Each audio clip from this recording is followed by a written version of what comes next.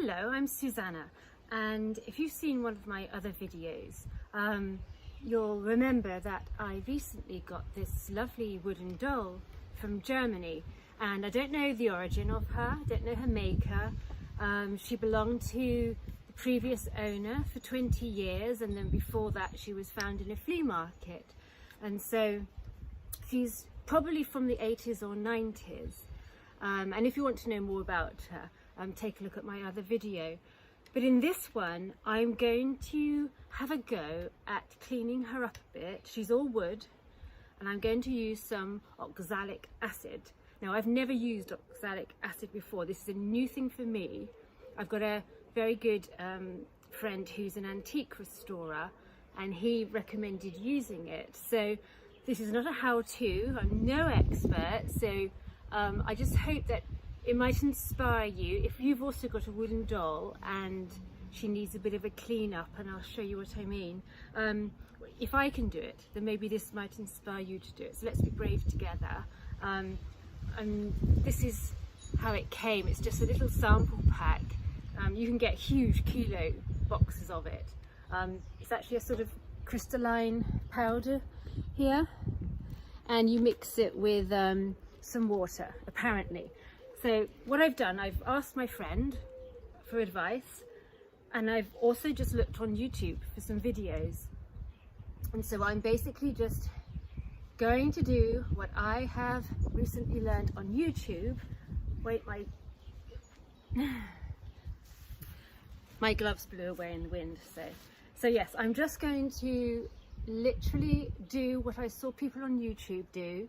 So I would recommend looking up oxalic acid, looking at the antique restorers, seeing what they do, and I just hope I might be an inspiration to you to use it. Now I'm just cleaning off a brush.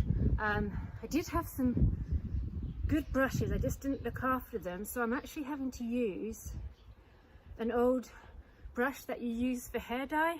Sounds really bizarre, but there's a little bit of hair bleach left on there, and I hope that's not going to interfere. I'm probably going to get all sorts of experts saying, oh no, that's a dreadful thing to have on, so I just got to make sure I've got all that last residue off. Okay, so equipment wise, I have a brush to apply, I have the oxalic acid, and I've got a jam jar, and according to the YouTube videos, you mix roughly about 1 part oxalic acid with about 6 parts of warm water. So I've got my warm water in a kettle. I hope it's not too warm. And then I've got a second brush, which is also an old hair dye brush. And it's slightly harder, so if I need to scrub a little of the marks just to help them along, I can do that. Gloves, as you can see, which blew away. Now I'll show you what I'm talking about here. She is probably beech wood, but I'm not certain of that. Maybe it doesn't really matter. But you can see here she's got all these black marks, and it's probably just from slightly damp storage over the years. I'm sure anybody who's used to doing antiques or restoring wood is quite familiar with these marks. I don't think they're anything too unusual. So that's what we're going to try and get off. And she generally has a bit of surface dirt too. So hopefully the oxalic acid works a bit like a sort of mild bleach for wood, but it doesn't change the appearance of the wood. Now, deep breath. So here we go. And I'm going to pray it's not going to rain, because it's one of those days where it's mainly sunny, but then you just get literally one cloud dumps the rain for 1 minute and ruins everything. So if you see me look up at the sky, and I might have to stop this video very quickly if it starts to rain. So here goes. I've got my oxalic acid, and I'm going to pour probably just some of it into the jar. It's got very windy now. It's just a sample size I got. There we go. I use about half, because then if I go terribly wrong, I've still got some left over. So that's about how much I put in. And here's my lime scaly kettle. I'm just going to pour some on top. Maybe that's enough just to kind of dilute it really, or make it into liquid form. So I'm going to mix it up and then it's going to dissolve. So here goes. Now I've got a really scrubby towel on the table. I have no idea about this process. As I say, we're doing it together, so I hope if I can do it and you've got a doll with a similar problem, after seeing this you might be inspired. So let's go. I'll just change the camera angle actually. So I'm going to start at the feet, so if it goes terribly wrong it won't be a complete disaster. So right, deep breath. What can possibly go wrong? Let's see. I'm just going to put a little bit over the toe. In fact, I'm going to work quite quickly because it probably works quite quickly. And if this video needs speeding up a bit, I'll edit it so you don't spend the whole time watching me apply it, because it might be a bit monotonous. So I'll just keep the camera rolling for the moment. Okay.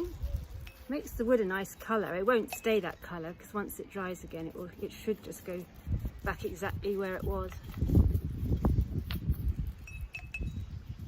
Okay. Make sure I have enough for the places that absolutely need it.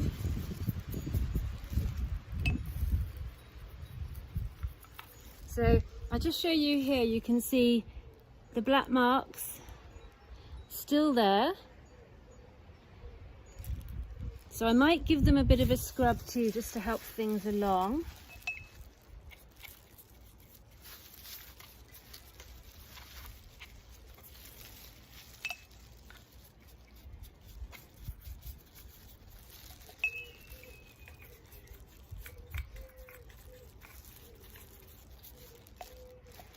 Doesn't at the moment look like anything's happening. Maybe I didn't mix the solution enough, do you think?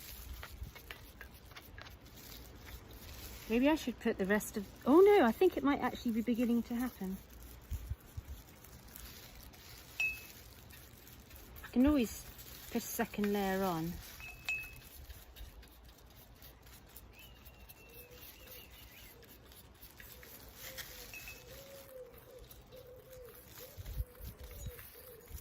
So I don't know if you can see, that looks like it might be beginning to fade a little bit.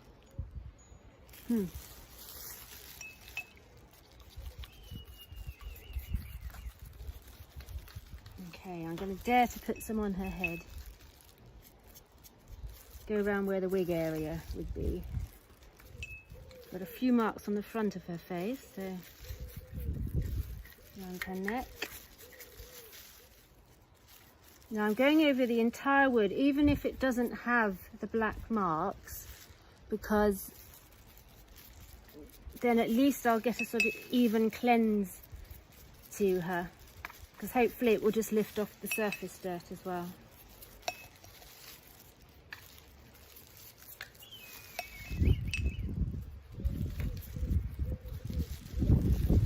Now it's interesting here, I just noticed on one of her ball joints inside her elbow, there's a slight sort of flat notch there. Now, I've always wondered if she was a factory reject or a prototype doll, so that little imperfection might well be why she ended up at the flea market, because maybe she couldn't be sold. So whoever made her had high standards, but I love her the way she is. Just do your hands.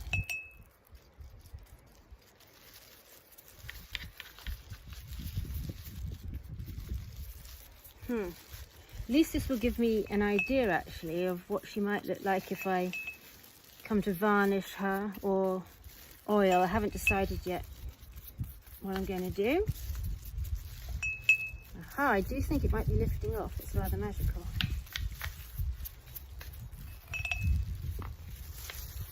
Make sure I get inside the ball joints.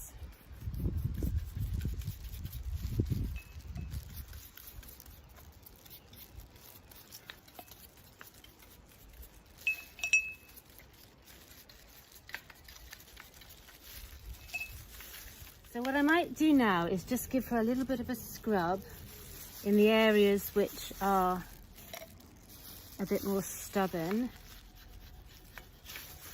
Let's see here. And that definitely does help to lift the black marks. Actually, that's rather remarkable. It really is coming off quite well. Perhaps this will work. I mean, I'm sure it will, but with my application skills.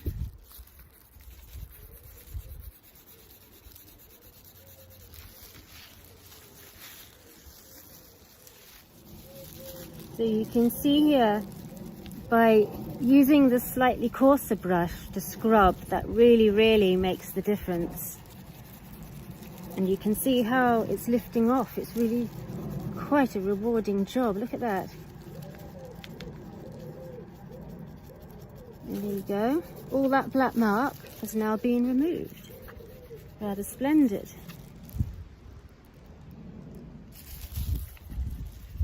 Doesn't take very long either, which is a nice thing. So I'm just going to finish off. So here I am again, and it's taken me only about half an hour, and oh, I've just got a little bit there, but you can see all those marks that were on her have now magically disappeared.